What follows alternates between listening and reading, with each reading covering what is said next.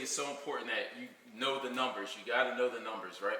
So let's say, for instance, you go out, you purchase a property for $20,000, right? And let's say the construction on that property is $45,000. So you're all in at $65,000. Let's say the ARV is at $100,000. That's a great deal simply because when you take it to the bank and you go to refinance that at 75%, the bank is going to give you a new loan at $75,000, 75%. Therefore, you're able to pay back, your short-term funder that $65,000 if that's what it takes to do the deal. But let's just flip that scenario, right?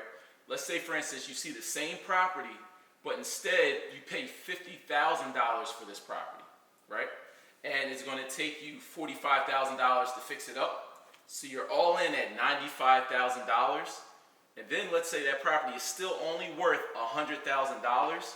But then when you go to take that same exact property back to that bank to refinance, they're only going to refinance you at 75% of that value.